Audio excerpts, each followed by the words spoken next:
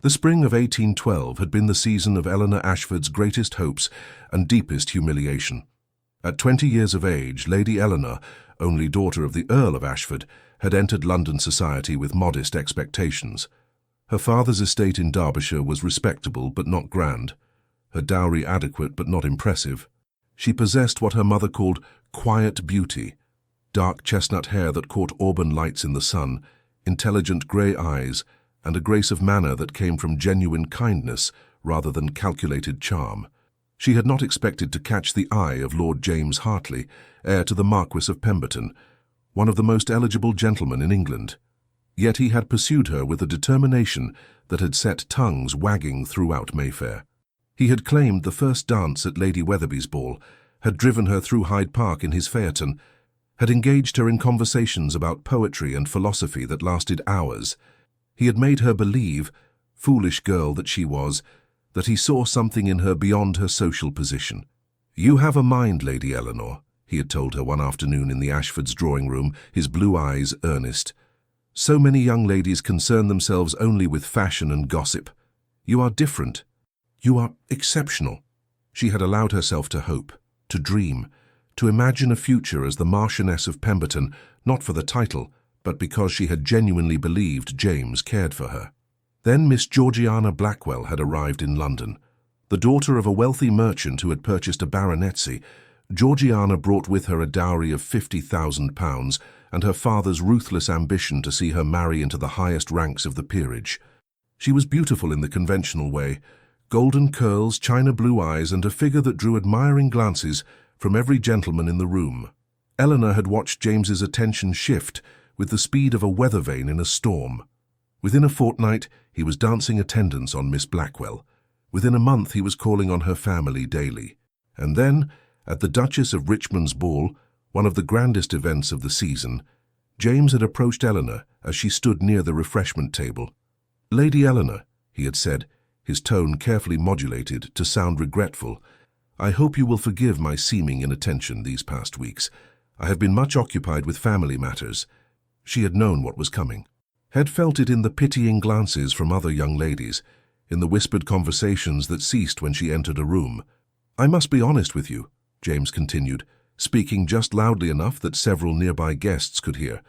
"I hold you in the highest regard, but I have come to realize that my duty to my family must take precedence over personal inclination. The Marquis requires that I make a match which will strengthen our family's position. I am sure you understand." The humiliation had burned through her like acid. Not just the rejection, she might have borne that privately, but the public nature of it. The way he had essentially announced to society that she was not good enough, that her modest dowry and respectable but unremarkable family connections made her unworthy of his continued attention. "I understand perfectly, Lord Hartley," she had managed to say, her voice steady despite the mortification coursing through her. "I thank you for your honesty." She had maintained her composure through the remainder of the ball, had even danced twice more, though she could not afterward recall with whom. But when she returned home that night, she had wept until dawn. Within 6 weeks, James Hartley's engagement to Miss Georgiana Blackwell was announced in the Times. That had been 2 years ago, 2 years during which Eleanor had rebuilt herself, piece by careful piece. She had returned to London for the subsequent seasons, but now she approached society with clear eyes and a guarded heart. She conversed politely, danced when asked, and deflected questions about her matrimonial prospects with practiced grace. She had received a few offers, a baronet of middling years, a clergyman with more piety than charm, a third son seeking a wife to manage his modest household. She had declined them all. If she must marry for practical reasons rather than love, and her mother reminded her frequently that, at 22, she was rapidly approaching the dreaded status of spinster, then she would at least ensure the match provided security and respect. She had not expected a proposal from Alexander Blackwood, the Duke of Ravenscross. The Duke was a legend in English society, though not the romantic sort that inspired sighs from young ladies. At 32, he had held his title for 14 years. Since his father's death when Alexander was merely 18, he had taken a duchy on the brink of financial ruin and transformed it into one of the wealthiest estates in England through shrewd management and careful investment. He was known for his intelligence, his political influence, and his absolute refusal to suffer fools. He attended balls and social events as duty required, but remained aloof, dancing once or twice per evening and conversing only when necessary. His dark hair, striking green eyes, and tall, commanding figure made him attractive, but his cold demeanor ensured that most young ladies found him intimidating rather than appealing. Eleanor had met him only 3 times before he called upon her father. The first occasion had been at a political dinner hosted by Lord Castlereagh, where Eleanor accompanied her parents. The Duke had been seated near her father and had engaged in a brief discussion about the management of tenant farms. Eleanor had contributed an observation about crop rotation that her father's steward had mentioned, and the Duke had fixed her with those penetrating green eyes for a long moment before nodding thoughtfully. "An intelligent point, Lady Eleanor," he had said. "Your father is fortunate to have a daughter who takes interest in such practical matters." The second meeting had occurred at the theatre, where a chance arrangement of boxes had placed the Ashfords adjacent to the Duke. During the interval, he had inquired politely about Eleanor's opinion of the performance, a new production of The School for Scandal, and she had offered a critique of the lead actress's interpretation that had sparked an unexpectedly engaging conversation about Sheridan's wit and social commentary. The third meeting had been at Lady Pemberton's garden party only a week ago. Eleanor had been standing near the rose arbor, seeking a moment's respite from the crowds, when the Duke had approached. "Lady Eleanor," he had said without preamble, "I wonder if I might speak with you frankly." "Of course, Your Grace," she had replied, curious but not alarmed. "I find myself in need of a wife," he had stated, as directly as if he were discussing the weather. "I require someone intelligent, well-mannered, and capable of managing a ducal household, someone who will not bore me with frivolous conversation or harbor romantic illusions about our arrangement. I have observed you over these past months, and I believe you possess the qualities I seek." Eleanor had stared at him, momentarily speechless.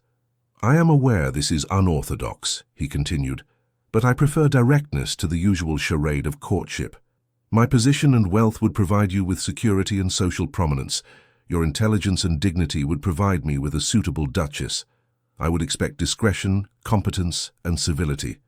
In return, I would offer respect, generous financial provision, and freedom to pursue your own interests within the bounds of propriety." "You are proposing marriage, Your Grace?"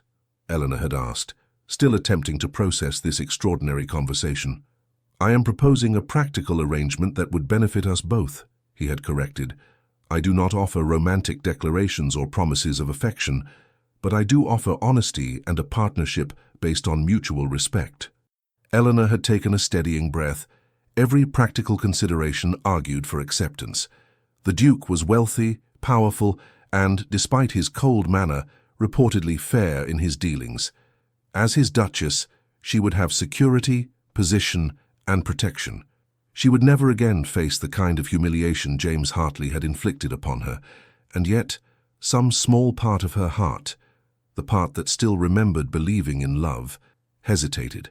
"Might I have time to consider, Your Grace?" she had asked. "Of course. I shall call upon your father in 3 days' time. You may send word before then if you wish to decline." He had paused, studying her with those unnervingly perceptive eyes. "I am aware of your history with Lord Hartley, Lady Eleanor. I mention this only to assure you that I would never treat you with such disrespect.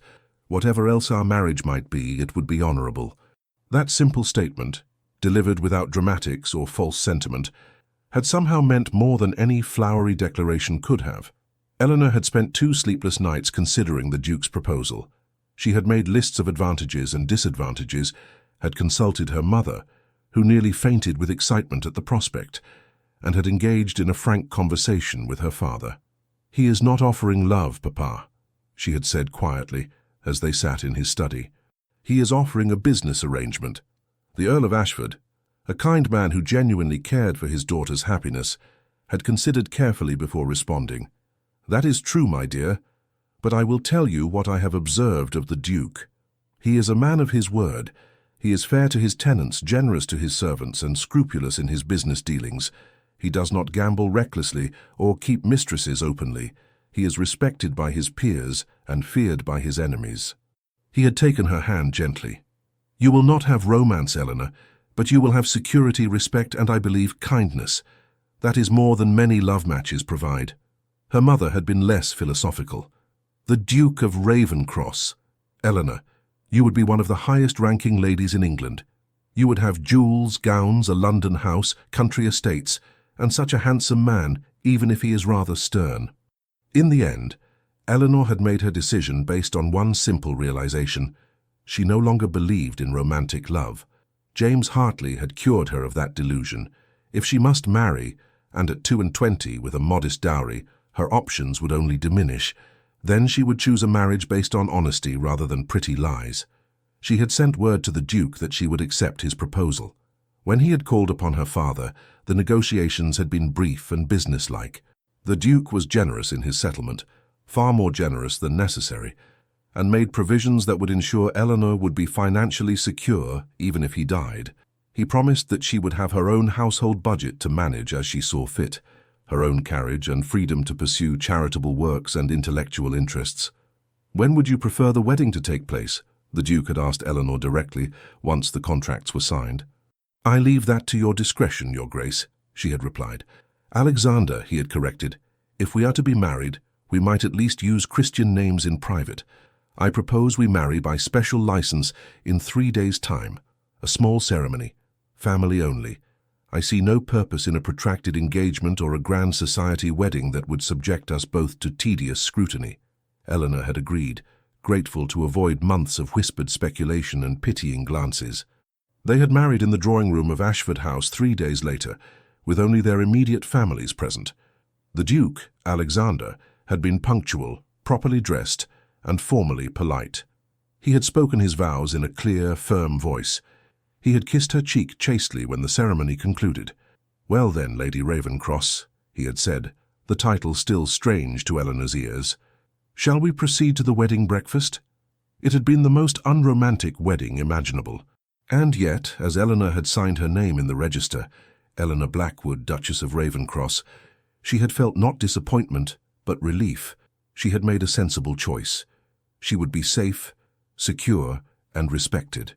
She had not anticipated that she would face James Hartley quite so soon. The ball at Devonshire House was one of the first major social events of the season.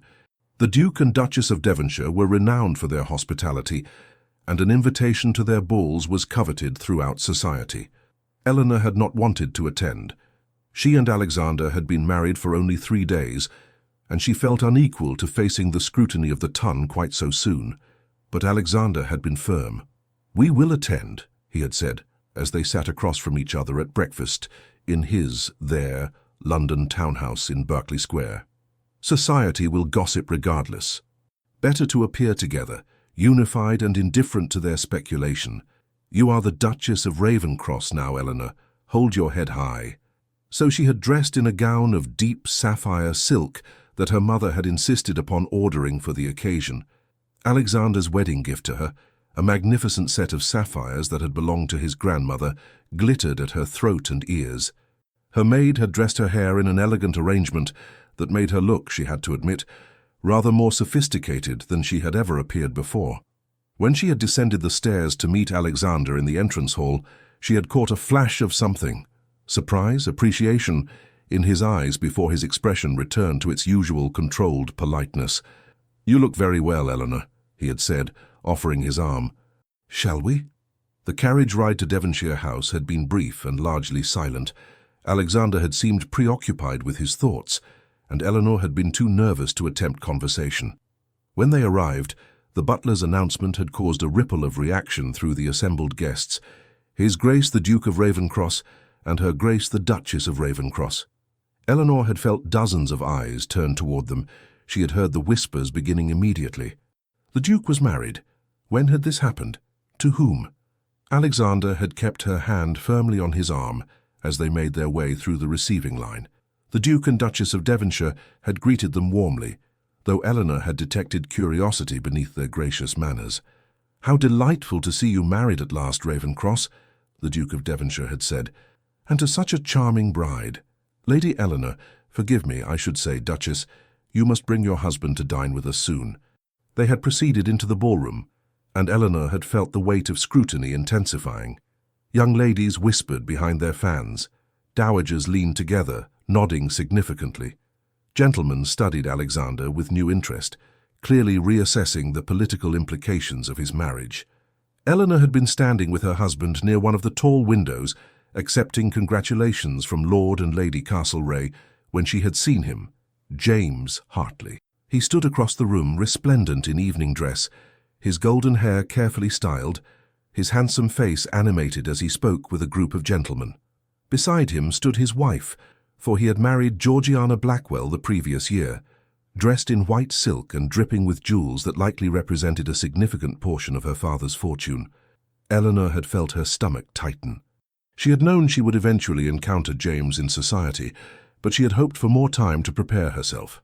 As if sensing her regard, James had looked up. Their eyes had met across the crowded ballroom, and he had smiled. That same charming, slightly mocking smile she remembered so well. He had said something to his wife, who had glanced toward Eleanor with poorly concealed disdain, then had begun making his way through the crowd. Eleanor's hand had tightened on her fan. Alexander, who had been conversing with Lord Castlereagh, had glanced down at her. "Are you quite well?" he had asked quietly. "Perfectly well," Eleanor had lied. James had approached with his characteristic confidence, his wife trailing slightly behind.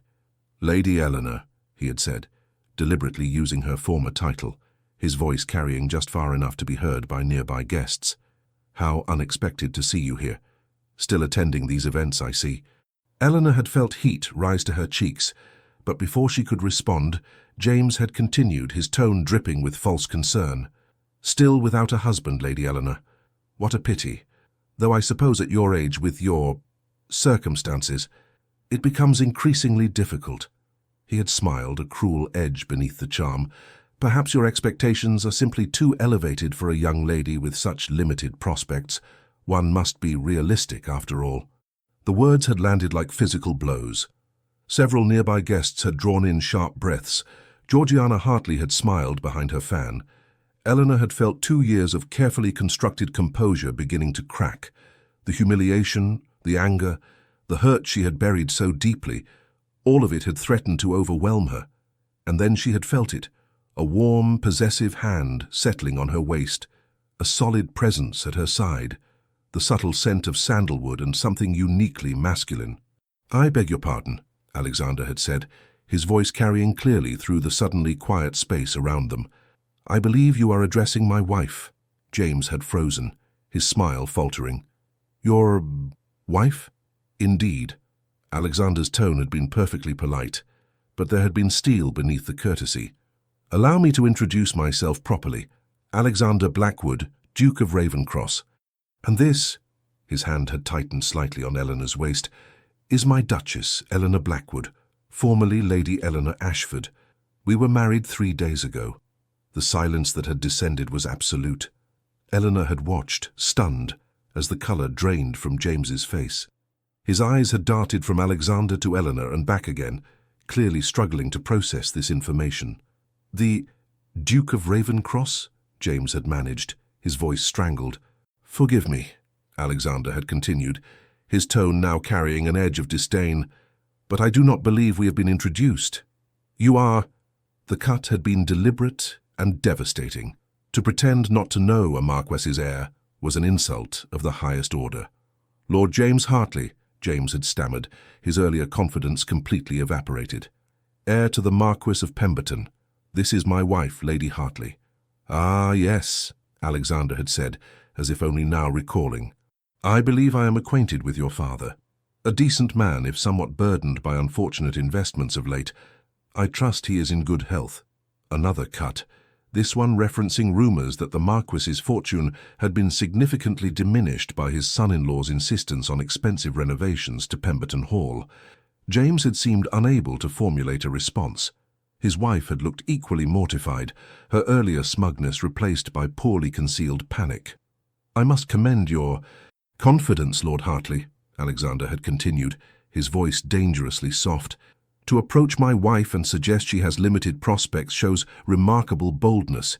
Ignorance, certainly, but remarkable nonetheless." I was not aware," James had begun. "Clearly," Alexander had drawn Eleanor closer, a gesture that was unmistakably protective and possessive.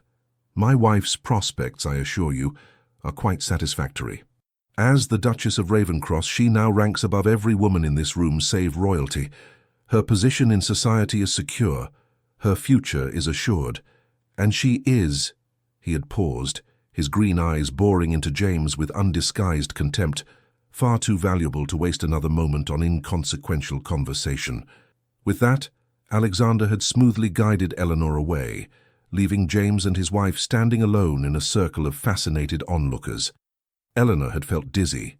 The entire confrontation had lasted perhaps 2 minutes, but those 2 minutes had fundamentally altered her position in society. Where James had sought to humiliate her publicly, Alexander had instead elevated her, defended her, and simultaneously destroyed James's pretensions with surgical precision. "Breathe," Alexander had murmured as he led her toward the terrace doors. "Slowly, we shall step outside for air." The cool night air had been a relief after the suffocating atmosphere of the ballroom. Alexander had released her waist, but remained close, his presence a solid comfort. "Thank you," Eleanor had managed, her voice shaking. Thank you." "That man is a fool," Alexander had said flatly. "And his wife is clearly as mercenary as he is. They deserve each other." Eleanor had looked up at him, this man who was her husband, and for the first time had seen past the cold exterior to something warmer beneath. In the moonlight, his features had seemed less severe, almost handsome. "You defended me," she had said softly. "You did not have to do that. We both know this marriage is merely a practical arrangement." Alexander had turned to face her fully, his expression unreadable. "Eleanor, I told you when I proposed that I would treat you with respect. That man treated you abominably 2 years ago, and attempted to do so again tonight. I will not tolerate anyone showing such disrespect to my wife. Whether our marriage began as a practical arrangement or not, you are now the Duchess of Ravencross. That means something, you mean something." Something had shifted in that moment. Some invisible wall between them had developed the first hairline crack. Before Eleanor could respond, they had been interrupted by the arrival of Lady Castlereagh, who had tactfully suggested they return to the ballroom to continue receiving congratulations from well-wishers. The remainder of the evening had passed in a blur of introductions and polite conversation. Eleanor had noticed that James and his wife had departed early, and that the gossip had shifted from speculation about her marriage to gleeful dissection of James's humiliation. By the time they had returned to the townhouse in Berkeley Square, Eleanor had been exhausted. They had stood together in the entrance hall, the house quiet around them. "Thank you again," Eleanor had said, "for what you did tonight, for what you said." Alexander had looked at her with those penetrating green eyes. "I meant every word, Eleanor. You are my wife. I protect what is mine." There had been something possessive in those words, something that had sent an unexpected warmth through her chest. "Good night, Alexander," she had said softly. "Good night, Duchess." As Eleanor had climbed the stairs to her chambers, she had found herself thinking that perhaps this practical arrangement might prove more complex and more interesting than she had anticipated. The morning after the ball, Eleanor awoke in the grand ducal bedchamber that was now hers, sunlight streaming through the tall windows. The room was beautifully appointed in shades of cream and gold, far more luxurious than her chamber at Ashford House had been. A discreet knock at the door preceded the entrance of Mrs. Winters, the housekeeper, followed by 2 maids carrying breakfast trays. "Good morning, Your Grace," Mrs. Winters said with a respectful curtsy.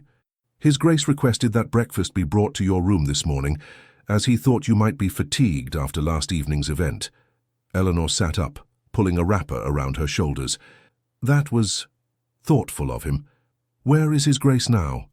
"In his study, Your Grace. He asked that you join him there when you are dressed, if you are amenable.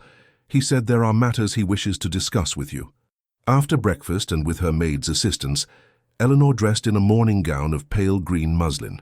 She took particular care with her appearance, though she could not have said exactly why. When she was ready, she made her way downstairs to Alexander's study.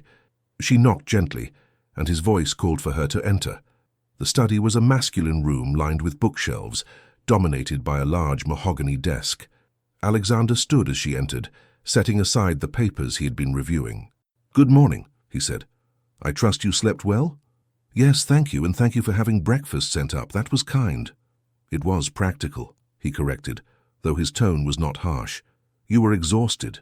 There was no need for you to observe formal mealtimes in your own home. He gestured to a chair near his desk. Please sit. I wish to speak with you about several matters. Eleanor settled into the chair, curious. Alexander remained standing, one hand resting on the desk. First, he began, I want to ensure you understand the social implications of last night's events. By this afternoon, every drawing room in London will be discussing what occurred between you, myself, and Lord Hartley. The consensus will favour you. Society loves nothing better than seeing a presumptuous gentleman receive his comeuppance.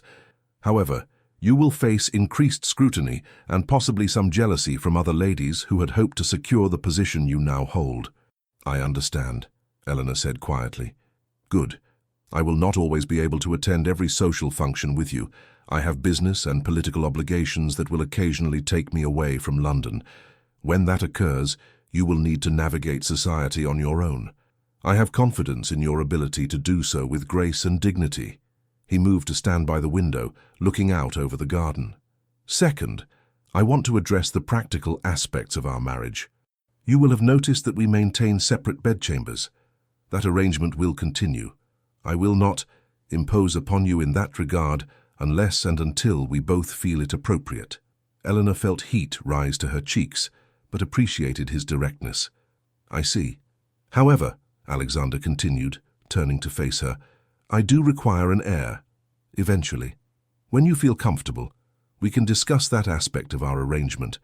There is no immediate urgency. That seems reasonable, Eleanor managed. Third, I want you to understand your position and your authority in this household. You are the Duchess of Ravencross. The household staff answers to you. The management of our social calendar is your responsibility. You have an annual household allowance of £3,000, more if you require it for legitimate expenses. Mrs. Winters will help you understand the systems already in place, but you have authority to make changes as you see fit. Eleanor's eyes widened. £3,000 was more than her father's entire annual income from his estate. That is very generous. It is appropriate, Alexander corrected. You will have expenses, clothing, charitable donations, gifts, entertainment costs. I will not have my Duchess appearing in shabby gowns or unable to host properly. He returned to the desk and withdrew a small box from a drawer. Which brings me to my final point. Last night you wore my grandmother's sapphires. They suit you well. However, you will need additional jewellery for various occasions. He placed the box on the desk and opened it. Inside lay an exquisite pearl necklace with a diamond clasp, accompanied by matching earrings and a bracelet. Eleanor gasped. Alexander, these are beautiful, but they are yours, he said simply. There are more pieces in the vault, emeralds, rubies, diamonds. Mrs. Winters will show you the collection. Choose what appeals to you. This is too much, Eleanor protested. You have already been so generous with the marriage settlement and— Eleanor, he said her name firmly, drawing her attention to his face. You are my wife. You represent me and this family in society. You will be appropriately adorned. This is not generosity, it is necessity. Moreover, he paused, something flickering in his expression. You are not the mercenary fortune hunter that man implied last night. You agreed to marry me for practical reasons, yes, but not out of greed. I will not have you feeling like a purchased commodity. These gifts are freely given. Something in his tone made Eleanor's throat tighten. She stood, moving closer to him. You are not at all what I expected, Alexander. No? One dark eyebrow arched slightly. What did you expect? I thought you would be cold, indifferent. I thought this would be a marriage in name only, where we lived separate lives under the same roof. And now I think— Eleanor chose her words carefully. I think you are a man who values honor and fairness. I think beneath that stern exterior, you are perhaps kinder than you wish people to know. For a long moment, Alexander simply looked at her, his green eyes searching her face. Then, unexpectedly, one corner of his mouth lifted in what might almost have been a smile. You are perceptive, Duchess. That could prove either very convenient or very dangerous. Dangerous? Eleanor felt bold enough to smile slightly. Should I be concerned? Only if you dislike having your illusions shattered. I am not a romantic hero from one of Mrs. Radcliffe's novels, Eleanor. I am a practical man who built his fortune through hard work and careful planning. I do not write poetry or make grand gestures. I do not want poetry or grand gestures, Eleanor said honestly. I had enough of pretty words from Lord Hartley. They meant nothing. What you did last night, defending me, protecting my dignity, that meant everything. Something shifted in Alexander's expression. His hand lifted, almost as if he might reach for her, but then he seemed to think better of it and lowered it again. "We should discuss your schedule for the week," he said, his tone becoming businesslike once more, though Eleanor thought she detected the faintest hint of warmth beneath it. "There are several invitations that require responses, and Lady Castlereagh has requested your presence at a ladies' tea on Thursday. I recommend you accept. It will be an opportunity to establish your position among the leading hostesses of the ton." They spent the next hour discussing various social obligations and household matters. Eleanor was impressed by Alexander's thorough knowledge of society's complex web of relationships and his astute understanding of social politics. As she was preparing to leave, Alexander called her back. "Eleanor, one more thing." She turned, curious. "If you encounter Lord Hartley again, and you will inevitably, do not allow him to make you doubt yourself. He is a weak man who sought to elevate himself by diminishing you. His opinion is worthless. Do not give it power." Eleanor smiled, genuinely moved. "Thank you, Alexander. I shall try to remember that." As she left the study, she found herself thinking that her practical, unromantic husband had just said something more meaningful than all of James Hartley's flowery compliments combined. The following days brought a deluge of social obligations. Visiting cards piled up in the entrance hall. Invitations arrived by every post.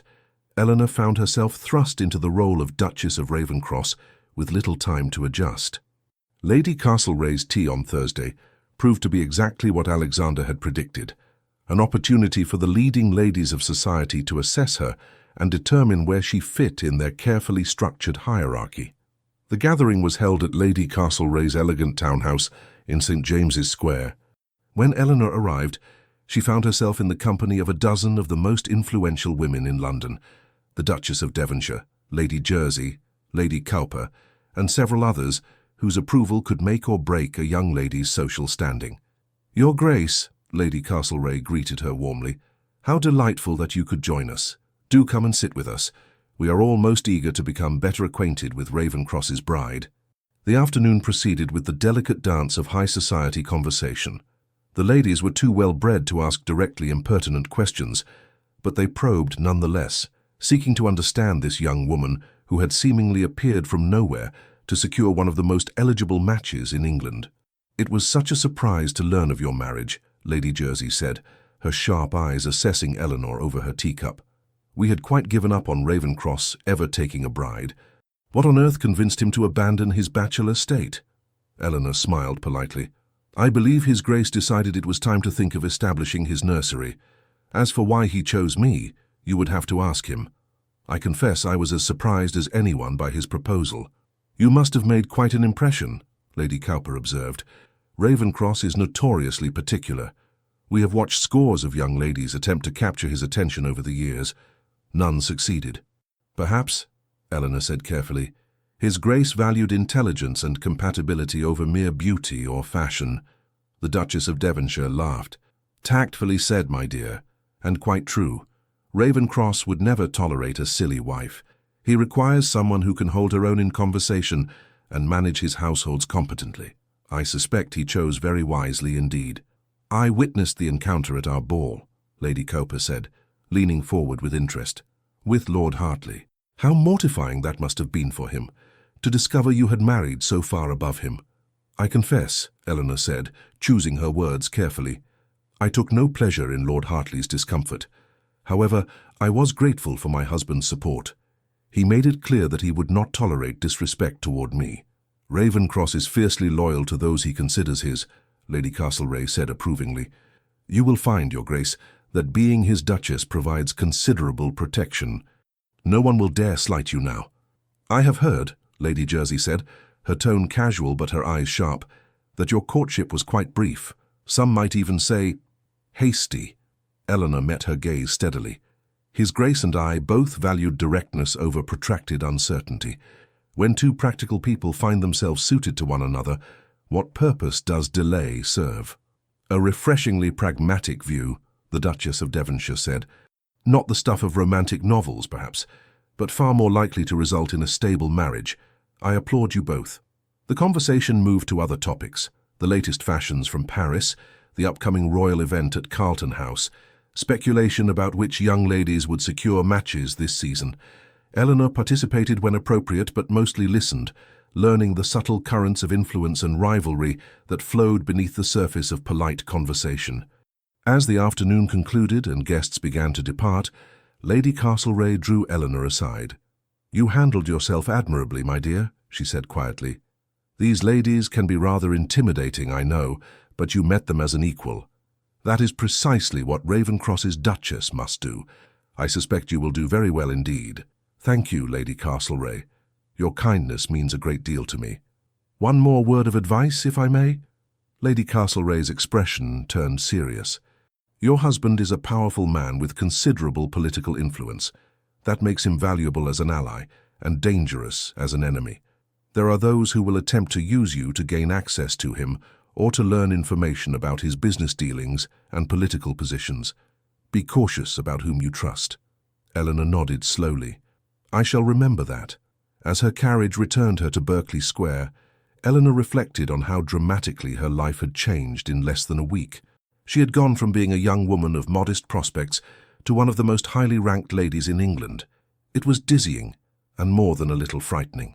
When she arrived home, she found Alexander in the drawing room, reviewing correspondence. He looked up as she entered. "How was Lady Castlereagh's tea?" he asked. "Educational," Eleanor said, settling into a chair across from him. "The ladies were polite, but assessing. I believe I passed their evaluation, though Lady Jersey seemed skeptical about the swiftness of our courtship." Alexander's mouth twitched. "Sally Jersey is skeptical about everything. If she were not, she would not be one of the most influential patronesses of Almack's. Did she trouble you?" "No. I managed adequately, I think. Lady Castlereagh was kind. She also warned me that people might attempt to use me to gain information about your business or political affairs. Emily Castlereagh is a wise woman. Her advice is sound." Alexander set aside his papers and gave her his full attention. "You will be approached, Eleanor. People will befriend you, flatter you, attempt to learn what you know. Be circumspect. Never discuss my business with anyone outside this household." "I understand, though I confess I know very little about your business affairs anyway." "Would you like to know more?" The question surprised her. Yes, actually, I would." Alexander considered for a moment, then nodded. "Very well. I have a meeting next week with my man of business to review the quarter's accounts for my various estates and investments. If you wish, you may attend. It will be tedious. Much discussion of crop yields, tenant rents, and mining operations, but it will give you a fuller picture of how this family's wealth is managed." Eleanor felt a surge of unexpected pleasure. "You would permit me to attend such a meeting?" "Eleanor, you are my wife. You have a stake in these affairs. Moreover, if something should happen to me before we have a son of age, you would need to understand the business until our heir reaches his majority.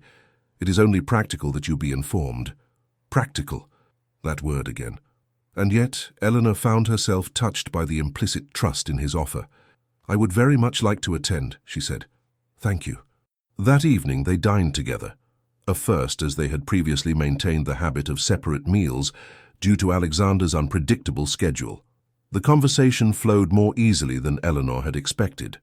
Alexander asked intelligent questions about her impressions of various society ladies, and she ventured to ask about his work in the House of Lords. "I am currently concerned about proposed changes to the corn laws," he admitted. "The restrictions on grain imports are causing significant hardship for working people while protecting the interests of large landowners. It is a complicated issue. I am a landowner myself, after all, but I believe the current situation is untenable." "What position will you take?" Eleanor asked. "I will argue for modification of the laws to allow greater imports when domestic prices rise above a certain threshold. It will not make me popular with some of my peers, but it is the right course. Starving the poor to line the pockets of the wealthy is both immoral and ultimately destabilizing to social order. Eleanor found herself impressed by his willingness to take an unpopular stance based on principle rather than self-interest. "That is admirable, Alexander." He looked at her with surprise. "Most ladies would find such topics dreadfully dull." "I am not most ladies," Eleanor said with a slight smile. "My father's estate is not large, but I grew up understanding that our tenants' welfare affected our own. A starving tenant cannot pay rent, and a prosperous one can. It is simple logic, yet many landlords seem not to grasp it." "Your father taught you well," Alexander said. Then, after a pause, "Eleanor, I find I'm enjoying your company more than I anticipated. That is, not a complaint." It was perhaps the most emotionally vulnerable statement he had made to her. Eleanor felt warmth spread through her chest. "I'm enjoying your company as well, Alexander. This marriage may have begun as a practical arrangement, but I am discovering that compatibility and respect provide a firmer foundation than romantic fancy ever could." Something flickered in his green eyes, pleasure perhaps or relief. "I am glad you think so." As the evening concluded and they prepared to retire to their separate chambers, Alexander caught her hand gently.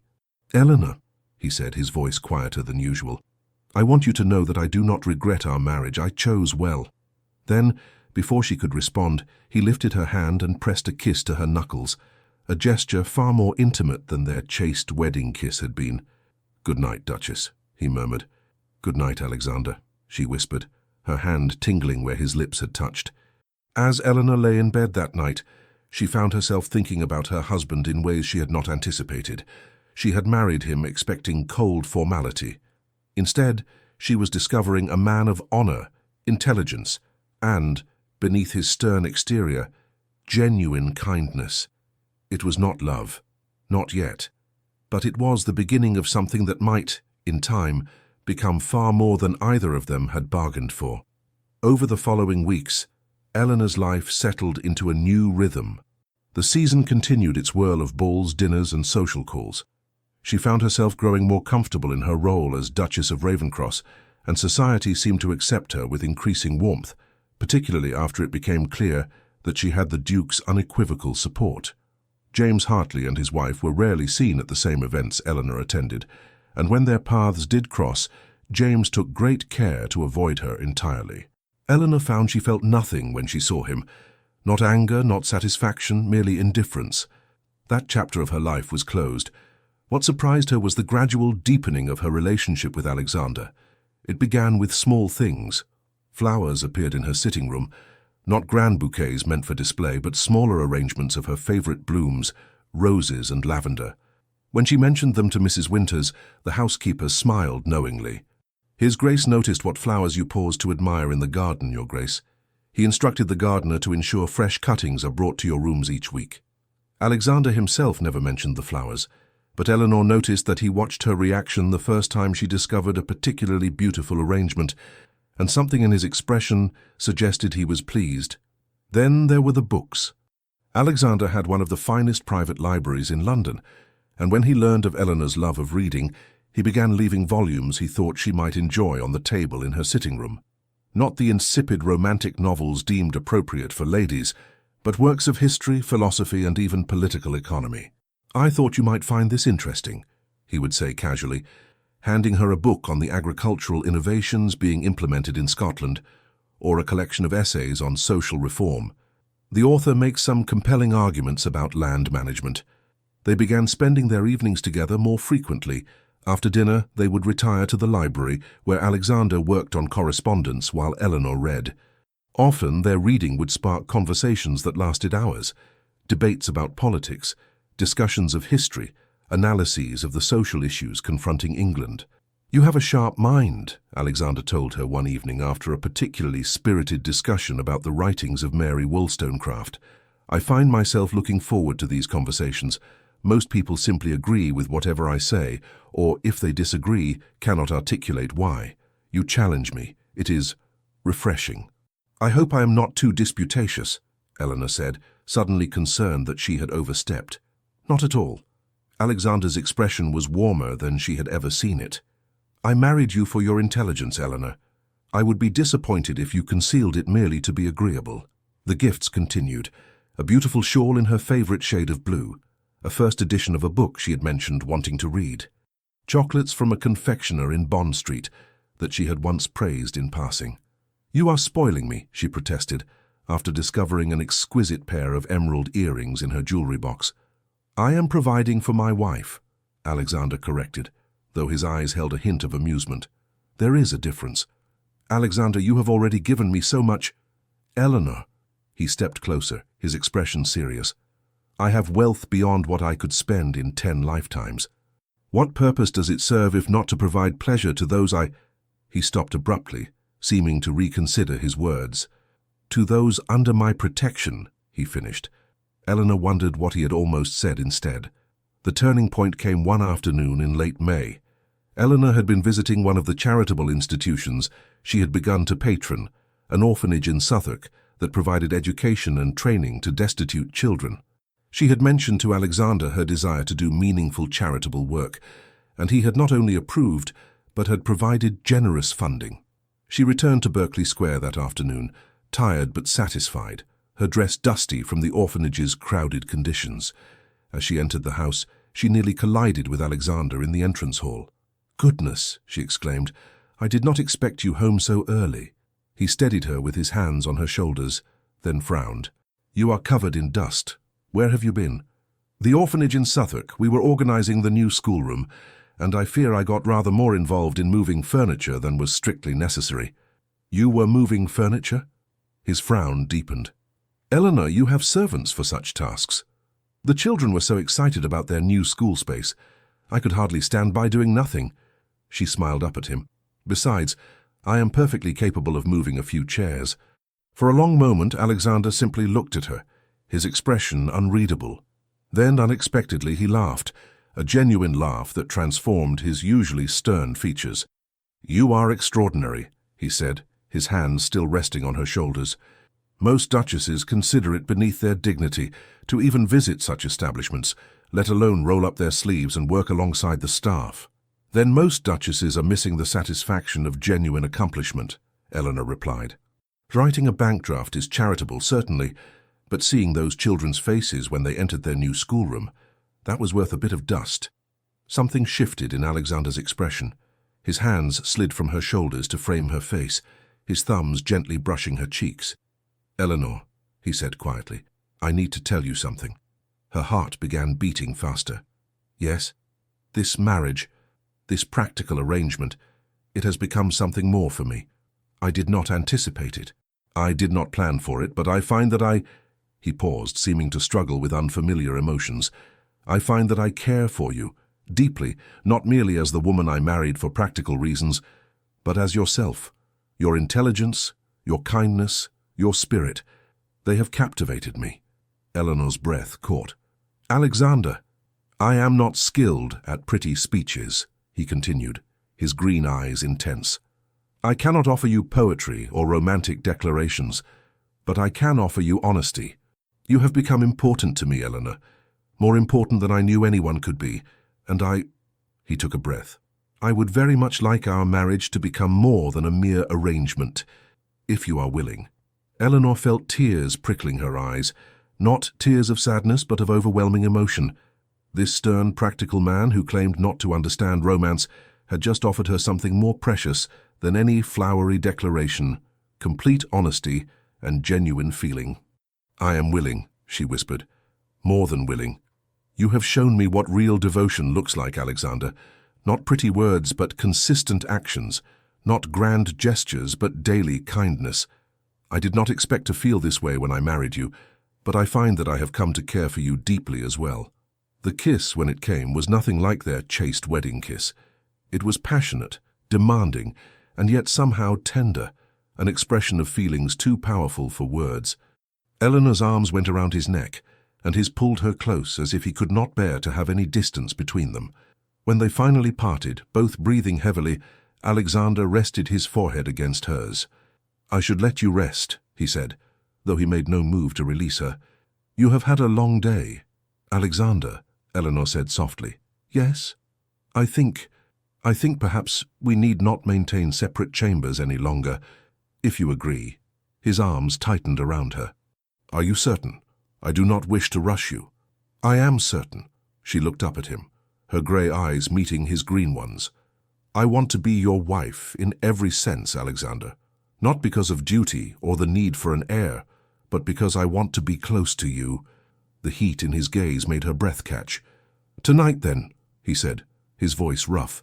Come to my chamber tonight, Eleanor. Let me show you how precious you have become to me. That evening, Eleanor dismissed her maid early and made her way to Alexander's chamber with a mixture of nervousness and anticipation. He was waiting for her, dressed in a brocade dressing gown, his dark hair slightly dishevelled in a way that made him look younger and less severe. Eleanor, he breathed as she entered. You came. Of course I came. Did you doubt I would? I doubted my own worthiness, he admitted. I am not an easy man, Eleanor. I am too serious, too focused on duty. You deserve someone who can sweep you off your feet with romance and poetry. Eleanor crossed the room to stand before him.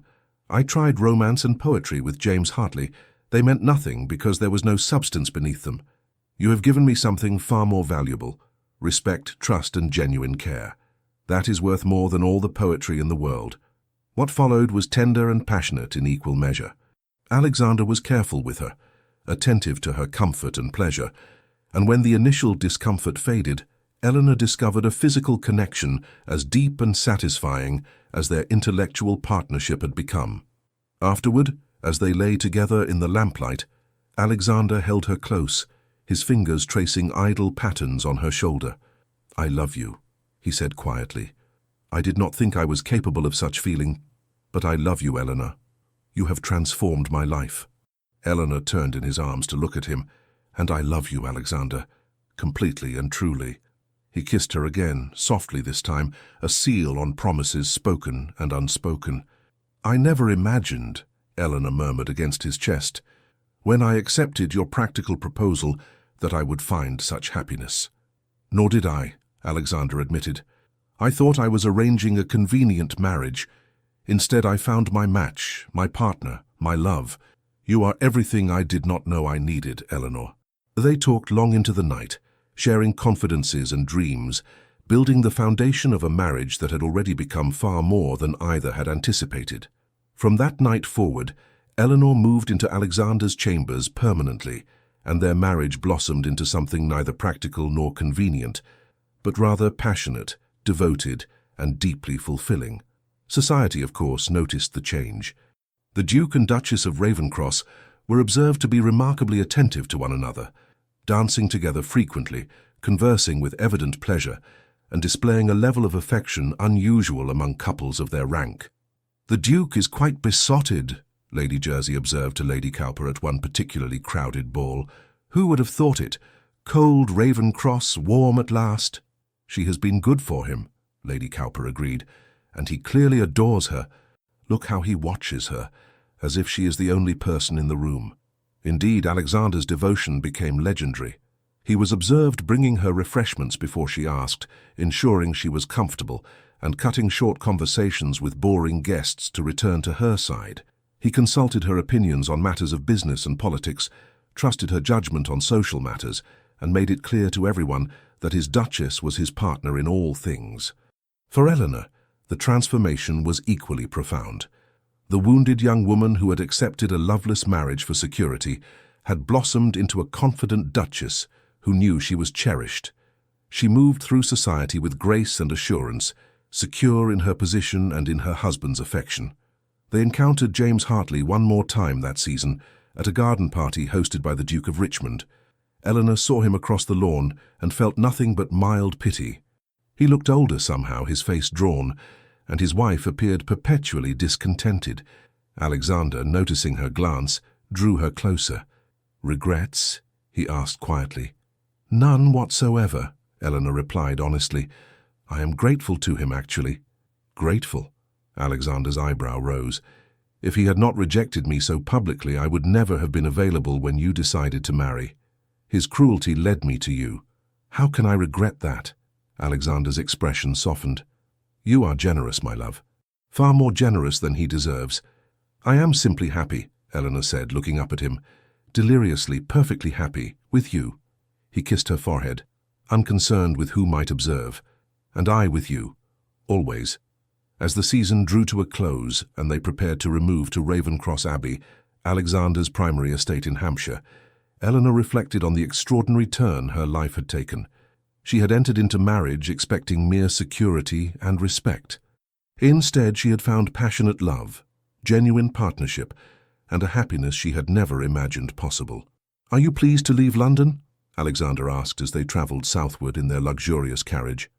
"I am pleased to be wherever you are," Eleanor replied simply, "whether that is London, Hampshire, or anywhere else in the world."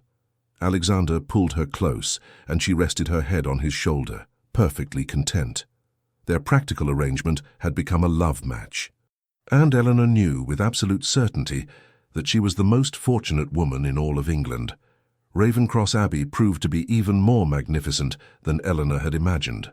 The great house, built in the Elizabethan era and modernized over successive generations, sprawled across a landscaped park that encompassed woodlands, formal gardens, and a picturesque lake.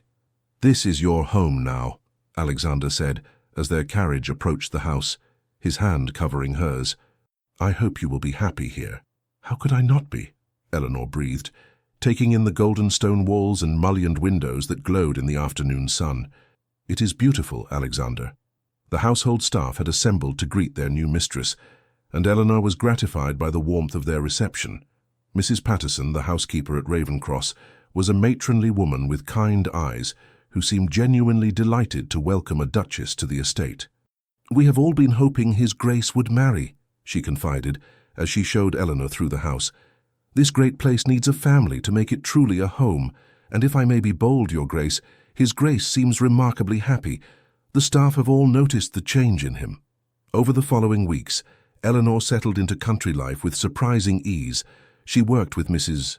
Patterson to understand the household's rhythms, visited the tenants with Alexander to learn about estate management, and began planning improvements to the estate's small school and almshouse.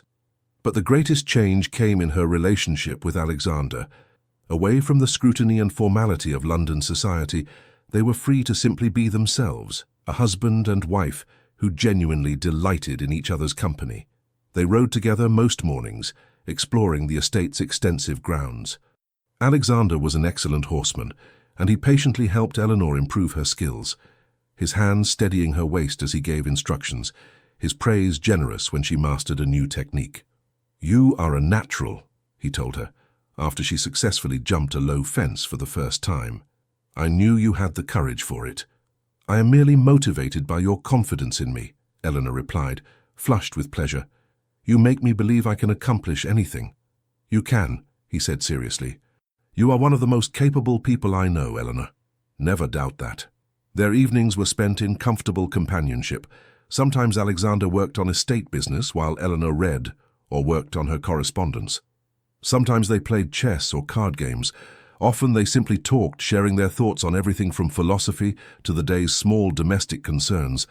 And their nights were filled with increasing passion and tenderness. Alexander proved to be an attentive and generous lover, and Eleanor discovered depths of feeling and sensation she had never imagined. Their physical intimacy deepened their emotional connection, creating a bond that felt unbreakable. "I never knew marriage could be like this," Eleanor confessed one night as they lay tangled together, the moonlight streaming through the windows. "I thought it would be duty and obligation. Instead, it is joy." Alexander's arms tightened around her. "You have taught me what it means to truly love someone, Eleanor. Before you, I understood duty, responsibility, honor, but I did not understand how it felt to care for someone more than myself, to want their happiness above my own.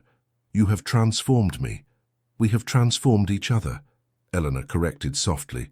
"I was so guarded when we married, Alexander, so afraid to be hurt again. You have shown me that trust and vulnerability are not weaknesses but strengths."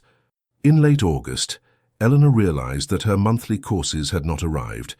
A visit from the local physician confirmed what she had begun to suspect. She was with child. She told Alexander that evening as they sat together in the library after dinner. He had been reviewing accounts, and she had been attempting to focus on a book, but her mind had been too full of her news to concentrate. "Alexander," she said, setting her book aside, "I have something to tell you. He looked up immediately, catching the seriousness in her tone. "What is it? Are you well?" "I am very well," she smiled. "I am expecting a child. We are going to have a baby." For a long moment, Alexander simply stared at her. Then his face broke into a smile of such radiant joy that Eleanor felt tears spring to her eyes. "A child," he whispered. "Eleanor, truly?" "Truly. The physician confirmed it this afternoon. I am perhaps 2 months along. The baby will come in the spring." Alexander crossed the room in 3 strides and pulled her into his arms, holding her as if she were made of glass. "Eleanor, my love, I cannot find words. You have given me everything, everything. We have given each other everything," Eleanor corrected, tilting her face up for his kiss. That night Alexander was especially tender with her, treating her with such reverent care that she finally had to laugh. "I am not going to break, Alexander. Women have been bearing children since the beginning of time. Not my wife," he said stubbornly, "not the woman who holds my heart. I will not risk your health or comfort for anything." His protectiveness, while occasionally excessive, touched Eleanor deeply. Over the following months, as her body changed and the baby grew, Alexander ensured she had the finest care, the best food, and every comfort he could provide. He read medical texts about childbirth and pregnancy, questioning the physician about every detail. He had a resting couch installed in the library so she could be near him while he worked. He personally ensured that her favorite foods were always available and that the nursery was being prepared to the highest standards. "You are fussing," Eleanor told him one afternoon in December when she was nearly 7 months along and feeling ungainly. "I am perfectly healthy, Alexander. Women do not need to be wrapped in cotton wool merely because they are breeding." "My woman does," he said firmly. Then, more gently, "Humor me, Eleanor. You are carrying the most precious cargo in the world, our child and yourself. Let me take care of you." How could she argue with that? London society heard of the Duchess's condition through the carefully worded announcement Alexander had inserted in the newspapers. Congratulations poured in, along with gifts and letters of advice from seemingly every lady in England who had ever borne a child. Among the letters was one from Eleanor's mother, filled with motherly advice and excitement about becoming a grandmother. But there was also a brief note from a source Eleanor had not expected, Lady Castlereagh. "My dear Duchess," it read, "I am delighted to hear of your happy news. Ravenscroft is one of the finest men I know, and I am certain he is beside himself with joy and concern. Do not let him fuss too much. Husbands can be trying in their protectiveness, but it comes from a place of love. I hope you will return to London for the season after your confinement. Society has been dreadfully dull without the Duke and Duchess of Ravenscroft to enliven it. Your devoted friend, Emily Castlereagh." Eleanor smiled at the note. She had made genuine friends in London, she realized. Women who valued her for herself, not merely for her position. There was no communication from James Hartley or his wife, which was exactly as Eleanor preferred. That chapter of her life was so thoroughly closed that she rarely thought of them at all. Winter settled over Hampshire, blanketing Ravenscroft Abbey in snow. Eleanor found she loved the estate in winter. The way the frost sparkled on the windows, the roaring fires in every room, the sense of cozy intimacy as the household drew closer together against the cold. On Christmas Eve, Alexander gave her a gift that made her weep, a miniature portrait of the two of them, painted by a talented local artist based on sketches he had commissioned without her knowledge. "So our child will always know how we looked in these early days of our marriage," Alexander explained, his hand resting gently on her swollen belly. "I want them to see how much we loved each other even before they arrived." "Alexander," Eleanor whispered, "you are going to make me cry, and I am already overly emotional." He kissed her tears away gently. "I love you, Eleanor, more than I have words to express. You have given me a life I never imagined I could have, a home filled with love instead of merely duty. And now a child. You are my entire world." "And you are mine," Eleanor replied, her hand covering his where it rested on her belly. "Always." The baby came on a bright April morning, arriving with considerably less drama than everyone had feared. Eleanor's labor was relatively brief, and when Alexander was finally allowed into the chamber to meet his child, he found Eleanor tired but glowing with joy, cradling a tiny bundle in her arms. "Alexander," she said softly, "come meet your daughter." A daughter. Alexander approached almost reverently, his eyes wide as he looked down at the tiny, perfect face. "She is beautiful," he whispered. "Perfect, like her mother. Would you like to hold her?" Eleanor asked. With exquisite care, Alexander took his daughter into his arms. The baby's eyes, already showing hints of the green she would inherit from her father, blinked up at him solemnly. And in that moment, Alexander Blackwood, the powerful Duke of Ravenscross, fell completely and helplessly in love for the second time in his life. "Hello, little one," he murmured. "I am your papa, and I promise you, I will spend every day of my life ensuring you are happy, safe and loved. You and your mama, you are my everything." They named her Catherine Eleanor Blackwood, in honor of both Alexander's grandmother and Eleanor herself. Little Catherine, or Kate as she quickly became known, proved to be a contented baby, with her mother's gentle temperament and her father's striking eyes. Alexander was a devoted father, surprising even Eleanor with his hands-on involvement in his daughter's care. He insisted on spending time with Kate daily, holding her while Eleanor rested, talking to her about everything from estate management to philosophy, as if she could understand every word. "She is a brilliant listener," he told Eleanor seriously. "Very attentive." "She is 3 months old," Eleanor laughed. "She is listening to the sound of your voice, not the content. Nonetheless, it is never too early to begin her education." Watching Alexander with their daughter filled Eleanor with a joy so profound it sometimes made her breathless. This stern, practical man who had proposed a convenient marriage had become the most loving of husbands and devoted of fathers. He proved that love could grow from respect and trust, that passion could develop from compatibility, and that the strongest bonds were built on honesty and genuine care. When Kate was 6 months old, they returned to London for the season. Eleanor had regained her figure and felt more confident than ever in her position. As they entered the first ball of the season, hosted once again by the Duke and Duchess of Devonshire, they caused quite a stir. "The Duke and Duchess of Ravenscross are positively radiant," Lady Jersey observed. "Marriage and parenthood have clearly agreed with them." Indeed, Alexander and Eleanor were observed to be as attentive to each other as ever, perhaps even more so. They danced together repeatedly, conversed with evident pleasure, and made it clear that their devotion had only deepened with time.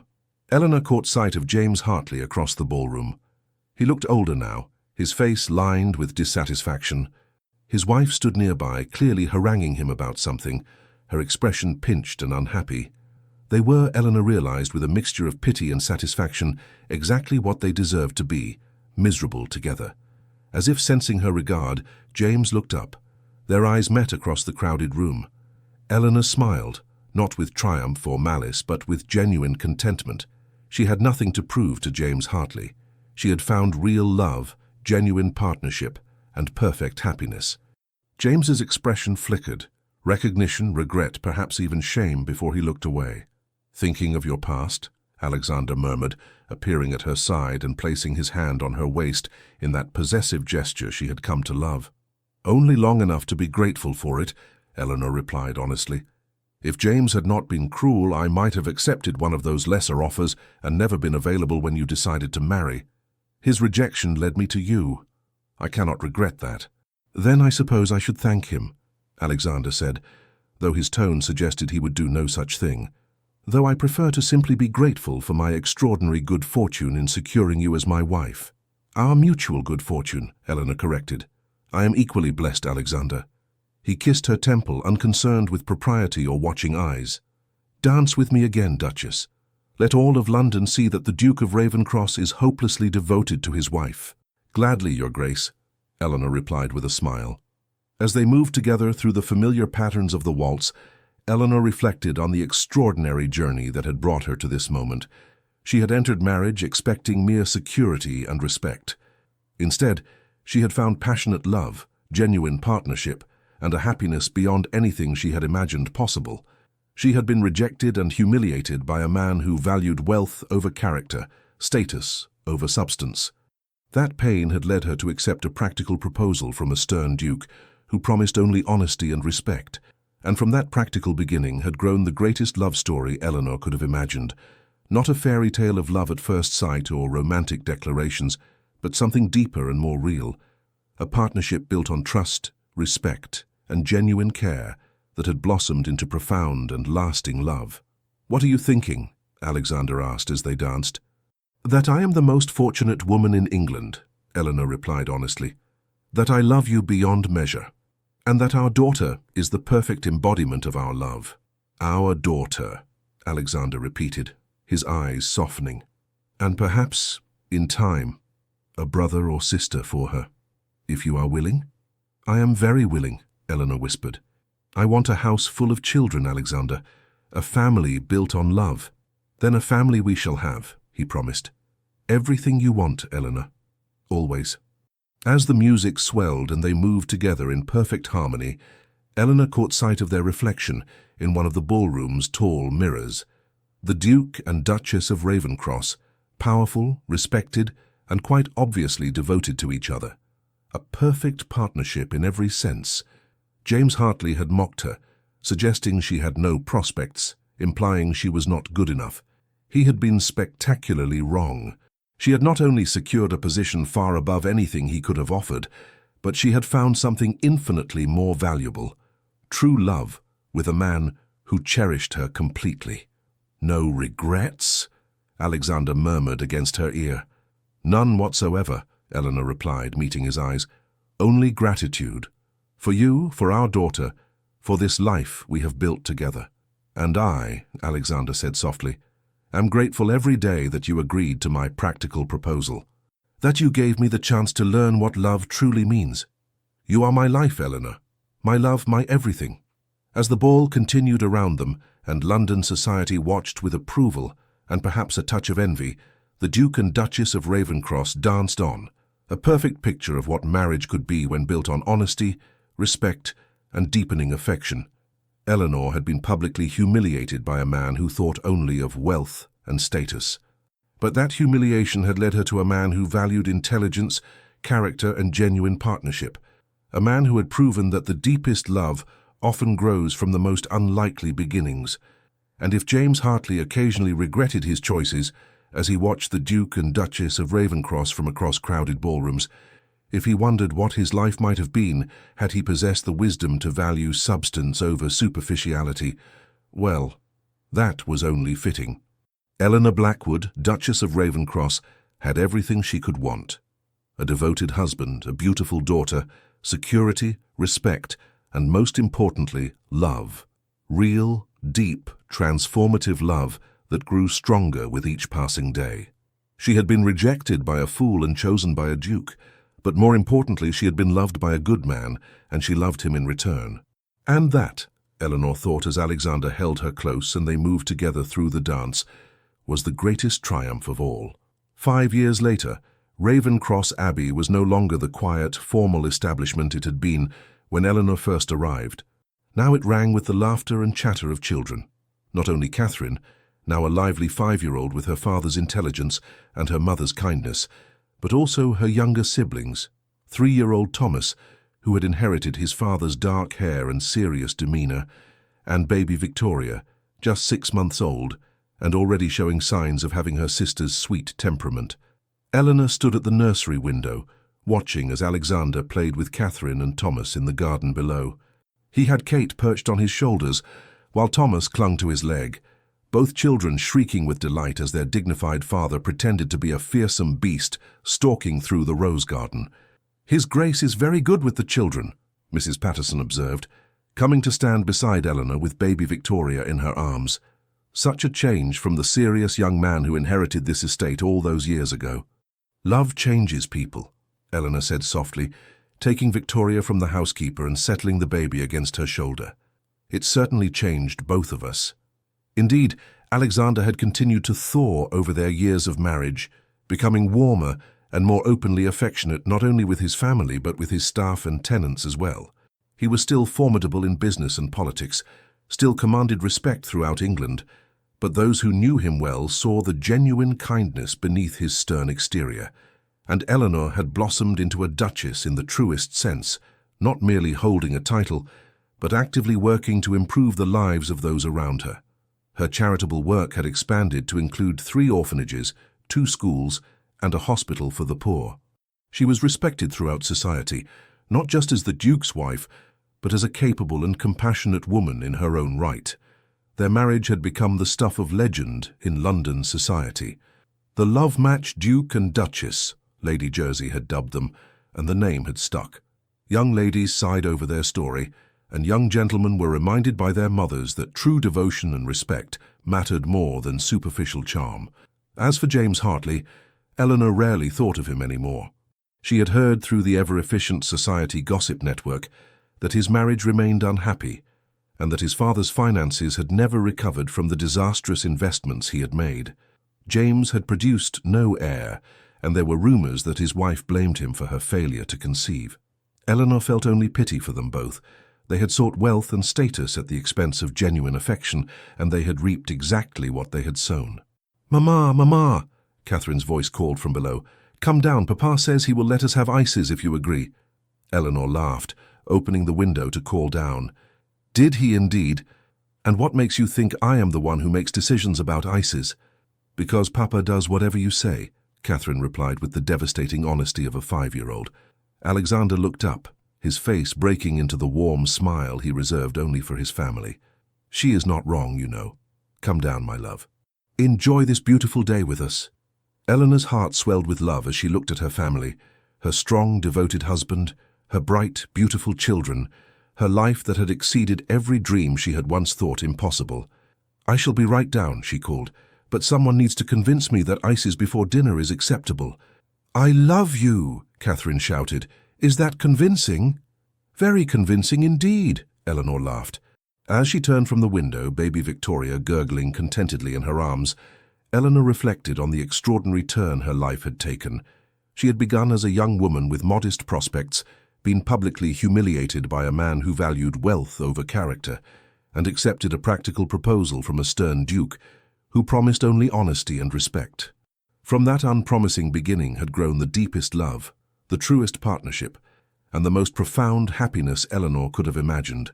She had not married for love, but she had found it nonetheless. Found it, nurtured it, and watched it grow into something magnificent. "Come along, little one," she murmured to Victoria as she headed downstairs. "Let us join your papa and siblings.